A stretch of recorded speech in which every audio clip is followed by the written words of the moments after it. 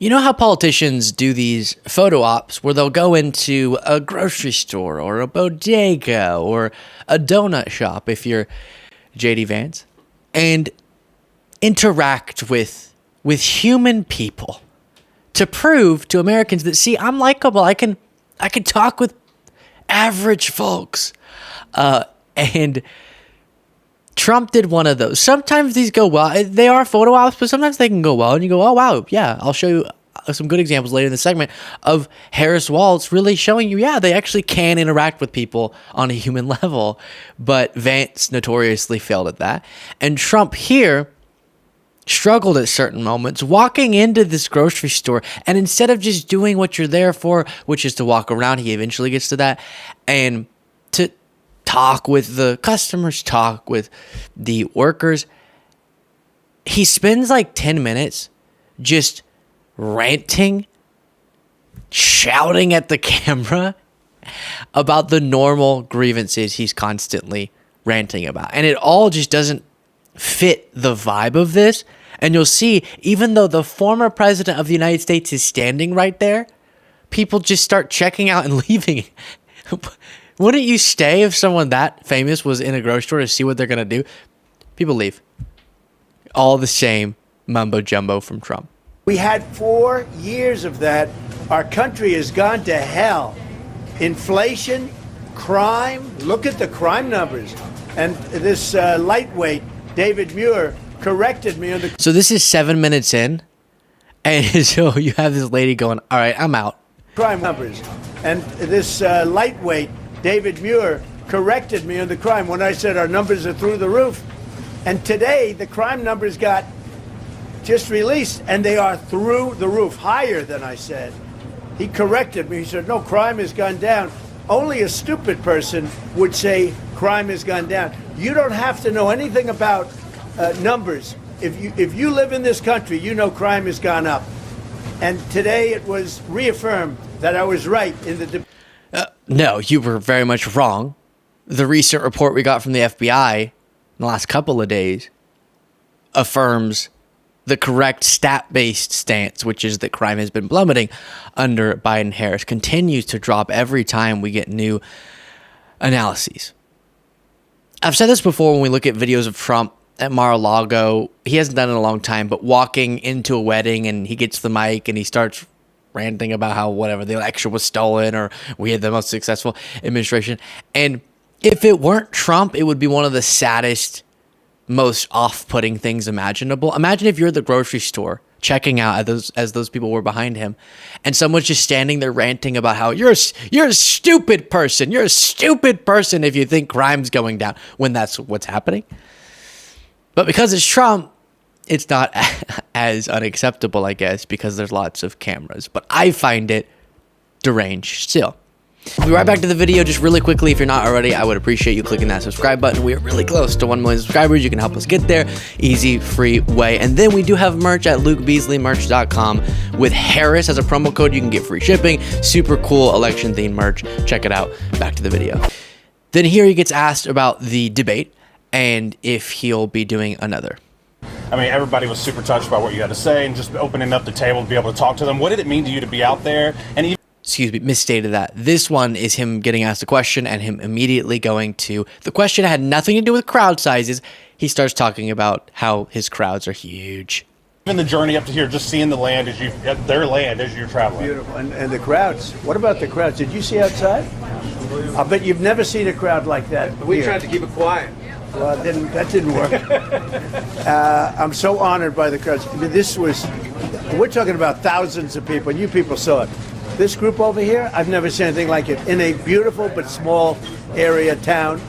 I think that when you look at what's happened to this state, when you look at what they've done to the country with the border, millions of people coming in from prisons and jails, from mental institutions, from insane asylums, millions of people, terrorists pouring into our country, and you see it all over. You see what's going on in Ohio. You see what's going on. Imagine if someone was just sitting next to you. The archetypical example is on the subway And they start ranting about they're coming from jails, they're coming from insane asylums, mental institutions. Well, insane asylums are actually like mental institutions, but on steroids. So insane asylums too, and they're dumping them into their country, and our country is becoming even. All right, dude, chill. Especially because you're wrong about much of what you're saying, but producer Cole did put together painstakingly a compilation to give you a sense. I'm not going to subject you to the actual full clips because it would drive us insane. But in this 10-minute rant, every topic, everything, he comes back to saying the same phrase over and over as if he's forgetting that he already said it. It's not that he's reasserting it. He's saying it as if it's the first time he said it. You know, they're coming from jails. They're coming from insane. Yeah, you just said that. And Cole reminded us of just how repetitive he is and how his brain is faltering with this in 10 minutes. Millions of people coming in from prisons and jails, jails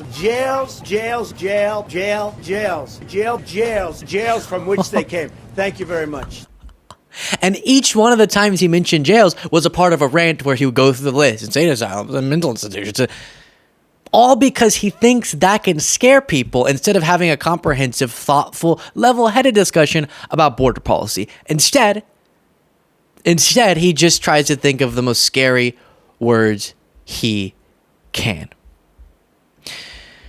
Moving on from that, here I think it's asked about the debate, but maybe this is also not that. Don't think he has a clue. But the radical left that are controlling our country right now, they're destroying our country. And we have to get those people out of here. We have to get criminals out of the United States of America. We can't have it. Thank you very much. Do you think you'll do another debate? I've done 2 debates. We've had great success with the debates. I've done many debates, I think 21 altogether, but I've done 2. Had Biden, and after that he had to drop out. He shouldn't have dropped out, to be honest. He got 14 million votes. She got none. He dropped out. We had a very successful second debate, and based on the numbers, because if you saw the numbers today that were just released even by the New York Times, we picked up Arizona, way up in Arizona, and we're way up in Nevada. We're way up in a lot of different states, the swing states, and I think overall, if you, a very respected poll is Rasmussen, and they have us 8 up nationally. So we're doing. No. The most recent Rasmussen has him up 2. Doing very well, I think, based on the results largely of the debate, but it's really not that. It's based. And to be clear, that's a right-wing pollster. The average of polls has Harris up in the average. I think up past 2 now. Based on the fact that this woman is not capable. She was on Oprah, and she couldn't answer the most basic question. So if she's so not capable, then why? The question was not that. The question wasn't about whatever he ended up with the polls. The question was about, will you debate her again because she's agreed to October 22nd, I think it is, or something. Will you do it? The answer is no. He's terrified, petrified of debating her again. No matter how many times he repeats that he defeated her, he clearly doesn't believe that because he's so scared to enter the ring again. And he has all these justifications. Lately, the justification has been, well, voting's already started. People are requesting mail-in ballots, and I think early voting in a state or 2 has started. And so it's too late for debate. But you did a debate after voting had started in the 2020 cycle. He's scared. But he won't answer the question directly. Just say no. You are the one bowing out because you're chickening out. Then we get away. So finally the rant ends. It's so strange, that whole vibe, as I told you, him just standing there shouting about his normal grievances when it doesn't seem that fits this environment. Finally, he gets on to why he was there, which is to walk around the store. And this moment's an interesting example of human speaking to human. All right, bye. Nice seeing you, everybody. Beautiful. Thank you. They're your kids? Yeah. Perfecto. Perfecto. Bye, everybody. Okay. Is this your kid? Perfecto. Your kid, perfecto. No, I will say, with all of my criticisms of Trump, He's much better than his running mate at having interactions with people, as strange as they can be. We'll look back at the JD Vance one in a second, but here's another moment. I'm a better off person if I said 5 years ago. If I did it 5 years ago, I would have been much better. Look at that chart. Oh, wow. Wow. Wild. So those are high prices. Man, that's fact. And you Wow. Wow. Those are high prices. First of all, yes, prices have gone up. We talk about the causes of that, namely pandemic related. But why is Trump acting like he's ever been in a grocery store in the last 50 years of his life? And that brings us, we can't complete this segment without a comparison. Let's look at Vance and then let's look at Harris Waltz. Vance also had one of these walking into a store moments. A reminder. The zoo has come to town. Thank you for letting us come in here. Yes, sir. Yeah. I'm sorry, man. Okay, yeah. She doesn't want to be on film, guys, so just cut her out of anything. Appreciate that, man. I'm JD Vance. I'm running for vice president of Tennessee. Okay.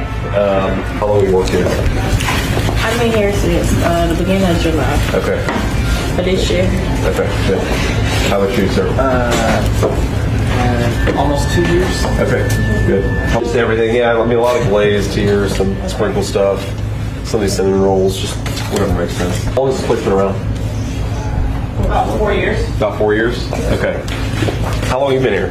A little over 6 months. Okay, good.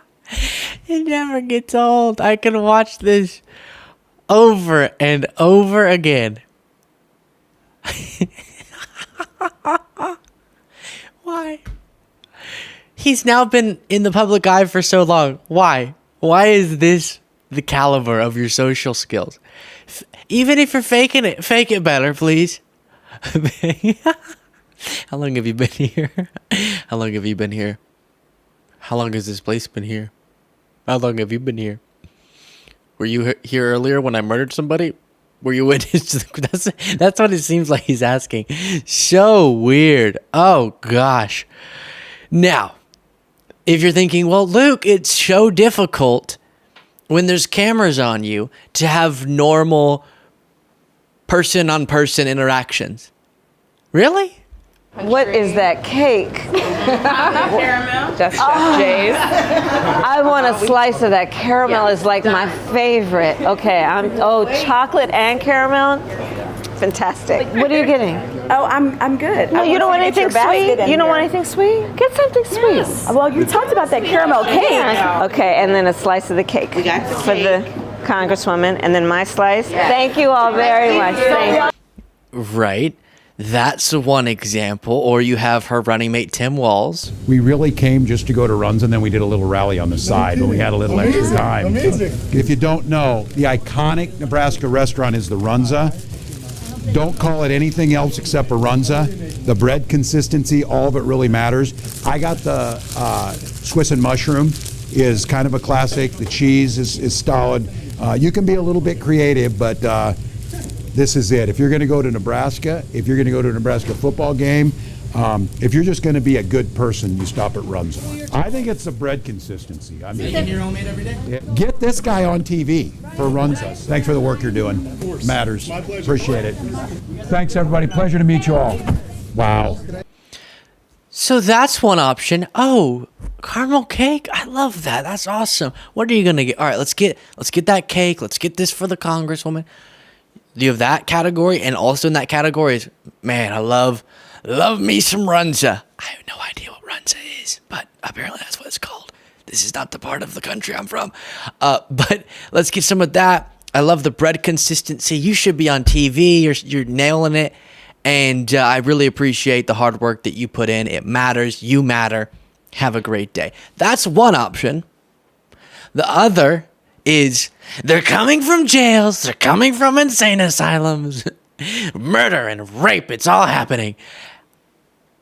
And if you have a few options, you have a diversity of options in this category as well, category 2, which is a more calm approach. How long have you been here? Okay. How long have you been here? Okay. How long has this place been here? What the hell? How long have you been here? Category A or B? You pick your own choice there. Whew. Let me know what you thought of that in the comments. Which category do you prefer? And you can support the show, get the members only bonus show by clicking that join button below.